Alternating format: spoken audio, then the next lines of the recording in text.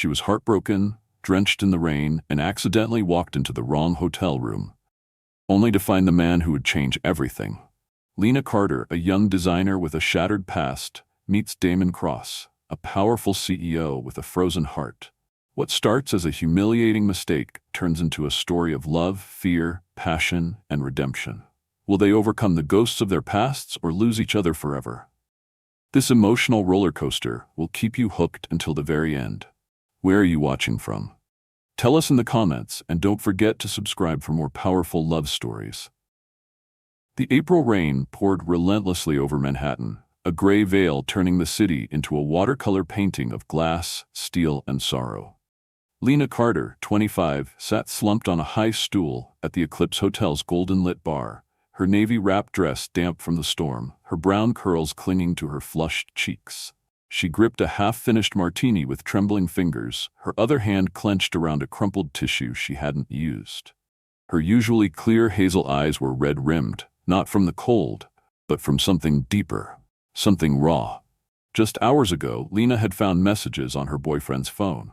5 years of love, holidays, job interviews, and shared dreams, all unraveled by one string of honeyed words sent to a woman who wasn't her. Her world, once carefully sketched like one of her architectural designs, had cracked in an instant. She wasn't the kind of woman who fell apart easily. Her friends described her as composed, brilliant, a rising star in interior design. But tonight, she felt like a scribble, out of place and out of time. She took another sip of the martini, wincing at the bitterness as it slid down her throat. It was sharp, much like the betrayal still echoing in her chest. "What did I do wrong?" she whispered to no one, her voice drowned by the slow jazz humming through the bar's speakers. The bartender, a young man with tired eyes and a practiced smile, glanced at her with quiet concern but said nothing. She appreciated the silence. Words wouldn't help, not now. Across the city, in the same building, but an entirely different world, Damon Cross stood under a steaming shower in the presidential sky suite. At 28, he was already one of the most powerful names in hospitality, the CEO of Crossline Resorts. The water beat down on his shoulders like a drum, masking the tension that never quite left him. Damon was a man known for control. Perfect suits, flawless presentations, unshakable presence. But beneath the armor was a soul hardened by betrayal. 3 years ago, his ex-wife, Celeste, had vanished with a scandal and millions from the company's trust. Since then, Damon trusted no one. Not love, not fate, and certainly not coincidence. As he stepped out of the shower and into his sleek suite, the skyline of New York glimmering through the floor-to-ceiling windows, he felt the familiar calm that came only when he was alone. The room, all marble and silk and tailored lines, was a fortress. Here, nothing unexpected ever happened, until tonight.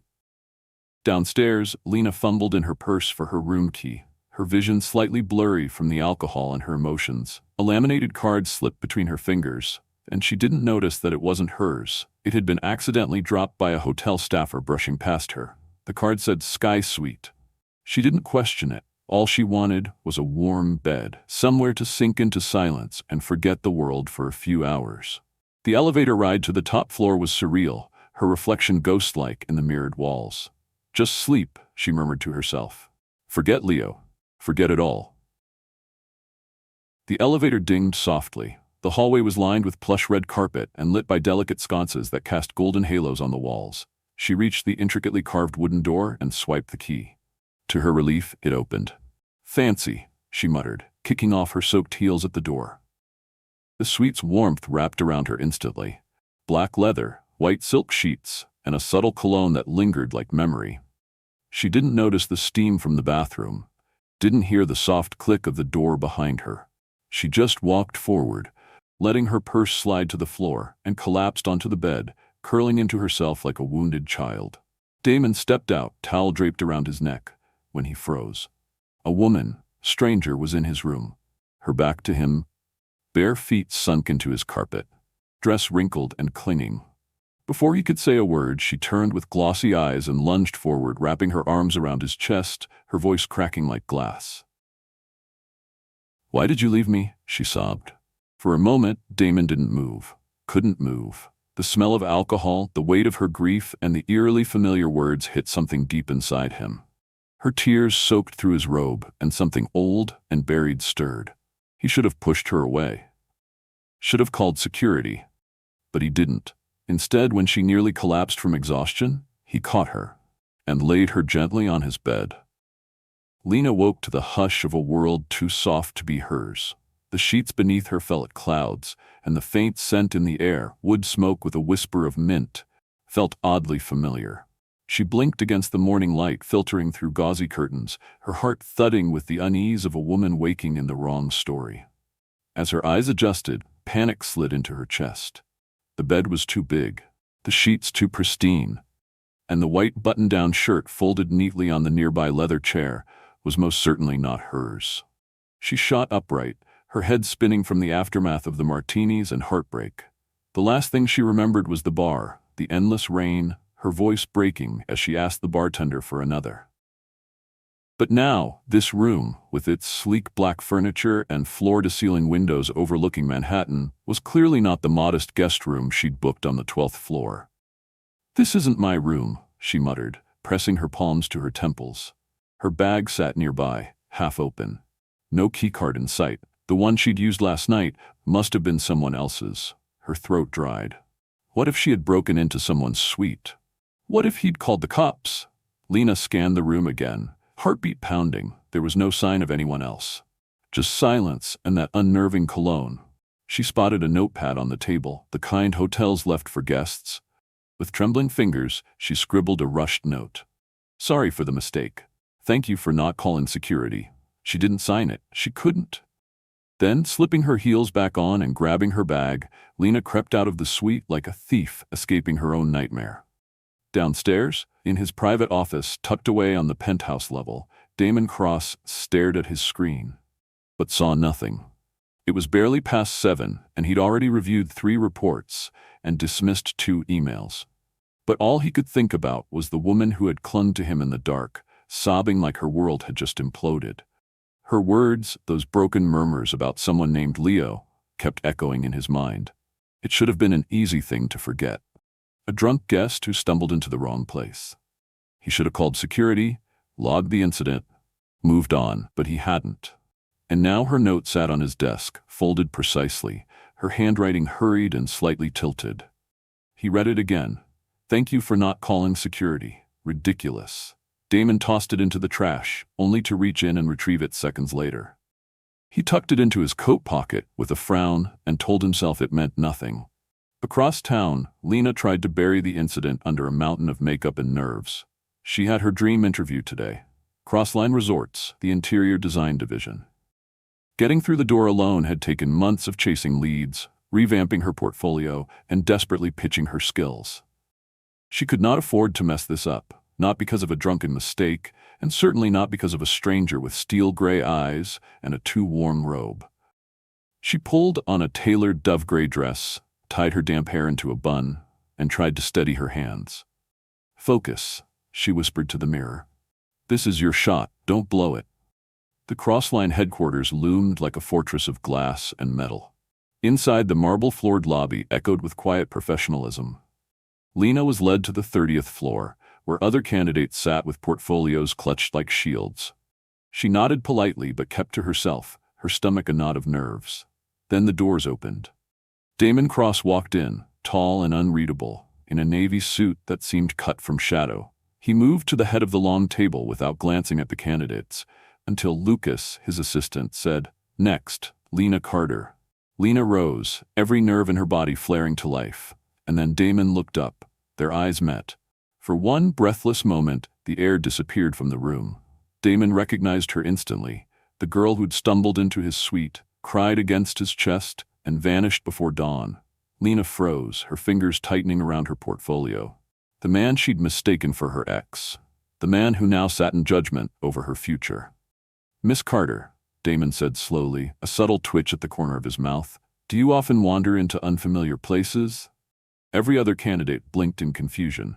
Lena's face flamed, but she forced a smile. "Only when I've had a long night, sir. But I assure you, I never make the same mistake twice." For the first time in a long while, Damon smiled. Just slightly. "Go ahead," he said. And so Lena began her presentation, unaware she'd just stepped into something far more complicated than a job interview. Lena didn't know what surprised her more, being hired by Crossline Resorts or learning that her first assignment would be redesigning the very suite she had drunkenly invaded. The Sky Suite. Damon Cross's personal stronghold, a space soaked in sleek masculinity and painful memory. She kept her face carefully neutral when Helen, the design director, handed her the project brief. "Mr. Cross will personally oversee it," Helen added, with a smile that held more weight than it should have. Lena nodded politely, but her stomach churned. That afternoon, she arrived at the Eclipse Hotel to assess the suite, armed with a sketchbook and a thin veneer of professionalism.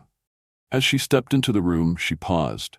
Everything looked as it had the night she'd stumbled in. The same black leather sofa, the same silk-draped bed, the same haunting scent of mint and memory. Then came the sound of a door opening behind her. She turned, and there he was, Damon Cross, dressed in a light gray suit, no tie, sleeves rolled just enough to blur the line between CEO and something more dangerous. His eyes swept over her slowly, lingering not out of desire but calculation. "Miss Carter," he said, voice rich with amusement, "welcome back to my territory." Lena swallowed hard. "Thank you, Mr. Cross," she said crisply, placing just enough distance between them in tone and posture.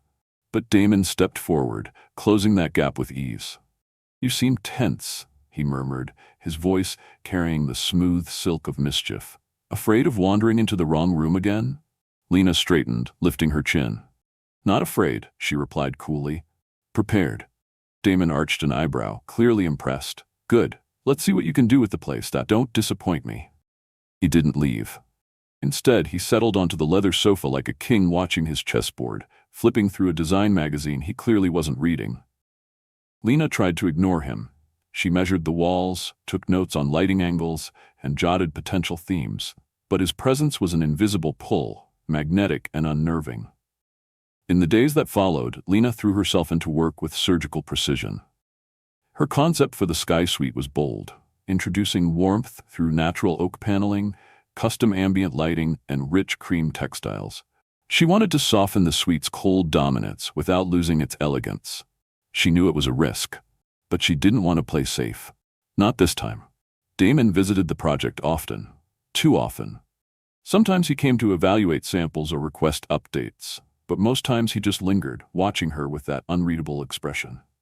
It wasn't leering, it was curiosity, and it made Lena feel like both an artist and a puzzle he couldn't solve. One afternoon, as she sat cross-legged on the floor of the suite, sketching layout adjustments on her tablet, Damon entered with 2 cups of coffee. "You're working like you plan to redesign the entire building," he said, setting 1 cup beside her. "At this rate, I may have to bill you for the walls." Lena looked up, frowning. "If you don't like my work, just say so. I don't need caffeine to hear your critique." Damon chuckled, an uncharacteristically warm sound that made her breath hitch. "Who said I don't like it?" He leaned against the window, gaze drifting over her tablet. "But if you're going to sleep here again for inspiration, at least book the room." Her cheeks flamed, and she nearly dropped her stylus. "Mr. Cross," she said tightly, "I suggest you find a new hobby, preferably one that doesn't involve reminding me of my worst night." She turned away quickly, hiding the involuntary smile tugging at her lips. There was something disarming about his teasing. It wasn't cruel, just persistent, like he was testing her limits, curious how much heat she could take before melting. What neither of them admitted, however, was that something had shifted. Damon began to notice details about Lena that had nothing to do with design. The way she bit her lip when focused, or how she whispered critiques to herself like casting spells. She wasn't trying to impress anyone. She just loved the work. And Lena, though she resisted it, began to see Damon not just as the CEO or the man in the robe, but as a complicated figure hiding real wounds beneath his confidence. One night, when the office had emptied, Damon passed the design room and found Lena asleep at her desk, surrounded by sketches and notes. A half-finished mock-up rested beneath her curled fingers. Without thinking, he removed his jacket and draped it over her shoulders. The scent of oak and mint would be unmistakable. But he didn't care. He stood for a long moment, watching her sleep, and whispered so softly even he didn't hear it fully. Who are you, really? Then he left, the door clicking shut behind him, unaware that the girl who once stumbled into his suite had just started to find her way into his guarded heart. The sun was just beginning to dip behind the skyline when the team boarded the black SUV headed for Crossline's newest potential property, a forest-side resort outside the city. Lena sat in the back, her sketchbook resting on her knees, trying not to look at Damon in the front seat. He wore a crisp white shirt, sleeves casually rolled, no jacket for once. The relaxed look made him feel closer somehow, less CEO and more human. She hated how that unnerved her. The drive was mostly quiet, interrupted only by business chatter. Lena spoke only when prompted, keeping her eyes on the scenery. She needed the distraction. After the gala and that night, Damon had stood between her and the drunken investor. Her heart had become a pendulum, swinging between wild, naive hope and the cold certainty that he would never let her past his walls. The resort site was tucked deep in a pine-covered valley, kissed by natural light and kissed by silence. Lena fell in love with it instantly. She imagined warm wood interiors, soft glow lanterns, a seamless blend between luxury and nature. Damon listened as she spoke with quiet passion about her ideas, using reclaimed materials, organic textures, hand-carved details, and for once, he didn't challenge her. "You want to turn it into an indoor forest," he said after a beat, not mocking but amused. "Not a forest," she replied, her gaze fixed on the trees. "The feeling of one. Guests come here to escape the city. Let's not bring the city with them." Damon smiled faintly. He didn't say it, but something in her words stirred something in him. A memory of freedom, perhaps, before the weight of legacy had settled over his shoulders. But their peaceful survey didn't last long. A storm rolled in without warning, wind slicing through the trees, skies cracking open. The team rushed back to the vehicle only to find the narrow road blocked by a fallen pine. They had no choice but to take shelter in the nearest structure. A small, weathered cabin nestled between two sloping hills. Inside, the air was musty, the furnishings sparse, but there was a fireplace, an old couch, and 4 sturdy walls. The team dispersed quickly to the back rooms, setting up temporary camp. Lena ended up alone in the main room, seated near the fire, her knees pulled to her chest. Her dress was damp, her hair clinging to her skin. She wrapped her arms around herself, not for warmth, but to hold herself together. Damon entered moments later, brushing rain from his shoulders. He placed his blazer near the fire to dry, then sat across from her in a creaky wooden chair. The firelight cast a soft, amber glow on his face, gentling the sharp angles. They didn't speak at first. The storm outside howled against the windows, but the silence between them wasn't awkward. It was heavy with something unspoken.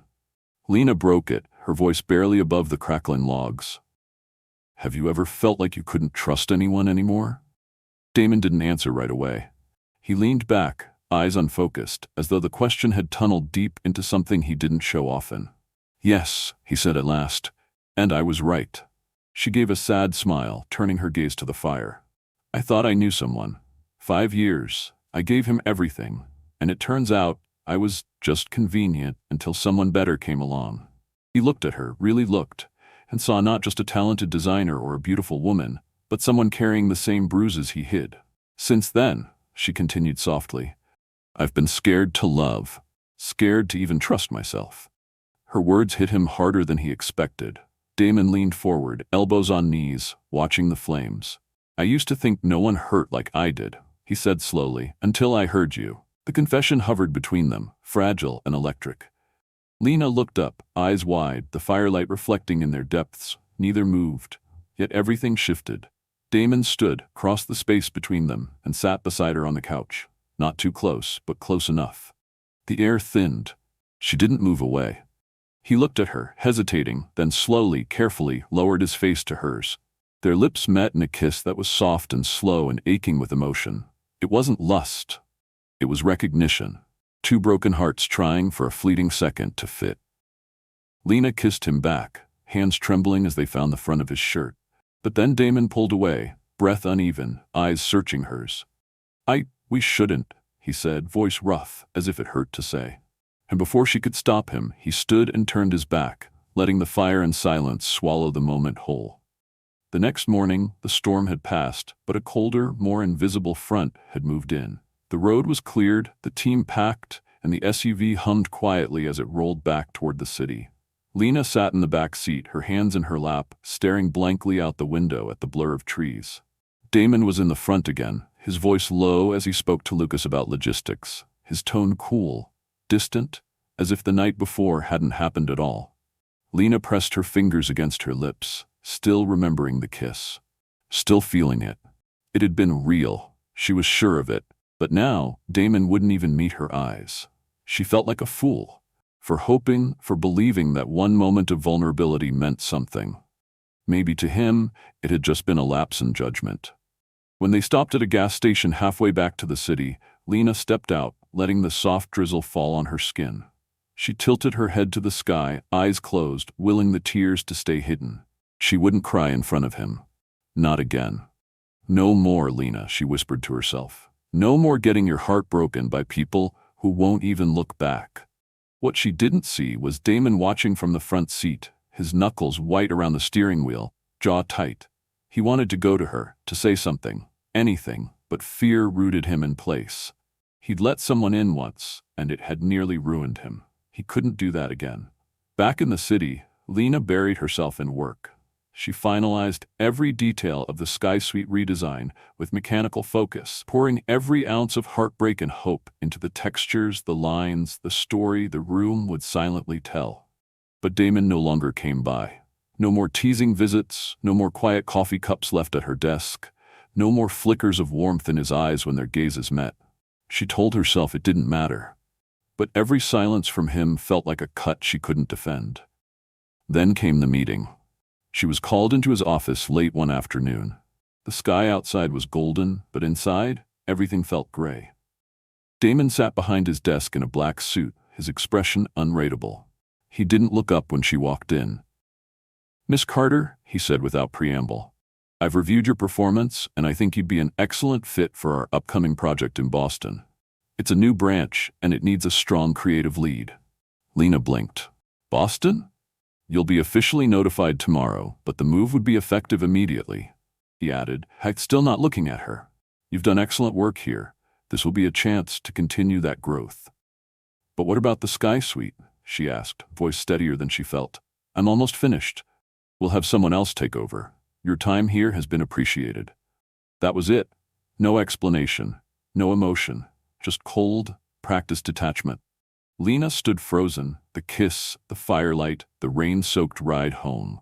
It all felt like some cruel joke now. She realized in that moment that Damon wasn't pushing her away because of her work. He was pushing her away because of her. "Thank you for the opportunity," she said, her voice tight, brittle. She turned and walked out without another word, her chest aching with every step. That night, she boxed up her things in the design office. The sketches, the swatches, the dozens of late nights she'd poured herself into this place. She didn't cry. She wouldn't give him that satisfaction. But when she peeled off the sticky note with her name from her desk, it felt like peeling away a part of herself she hadn't realized she'd given him. As she zipped the last folder into her bag, Lucas stepped in, his usual cheerful demeanor subdued. "You're really leaving?" Lena shrugged. "Orders from the top." Lucas hesitated, then closed the door behind him. "Look, I probably shouldn't be saying this, but he's not sending you away because of anything you did wrong. Damon's scared." "Scared?" she repeated, almost laughing. Of history repeating itself. His ex-wife, Celeste, she got dragged through the press, humiliated, exposed. It nearly destroyed her and him. "He thinks if he keeps you close, the same thing could happen. He thinks this, whatever it is between you two, it's too dangerous." Lena sat down slowly, the weight of the truth sinking in. It wasn't rejection. It was fear. Misguided, miscommunicated fear. That night, in her small apartment, Lena stood before her mirror, eyes tired but burning with something new. "You can run from everything, Damon," she whispered, "but I'm not going to." And the next morning, as the Sky Suite was unveiled to a crowd of industry elites and press, Lena stepped onto the stage uninvited, determined to say what he was too scared to. Sometimes, the most beautiful beginnings are born from the messiest mistakes. Lena walked into the wrong room, at the worst moment of her life. But that single accident changed everything. It reminded us that fate doesn't always knock politely. Sometimes it barges in, drenched in rain, and turns your world upside down. Damon, a man who had locked his heart away behind walls of fear and past wounds, discovered that love isn't something to control. It's something to surrender to. And Lena, a woman broken by betrayal, found strength not in waiting to be rescued, but in choosing to stand, to fight, and to speak her truth. The lesson here is simple yet profound. Love is not perfect. It's not always convenient. But the right person will meet you where you are, even if that place is a mistake. They will see through your mess and still choose you. And more importantly, you must choose yourself. Courage isn't just standing up for love. It's daring to believe you deserve it, even after heartbreak. If you've ever made a wrong turn in life, remember, it might just lead you to the right heart. Where are you tuning in from today? Drop your city or country in the comments. We'd love to hear from you. And don't forget to subscribe to our channel for more emotional, powerful love stories just like this one. Let's keep sharing warmth, hope, and the kind of stories that remind us all. Love might be unexpected, but it's always worth it.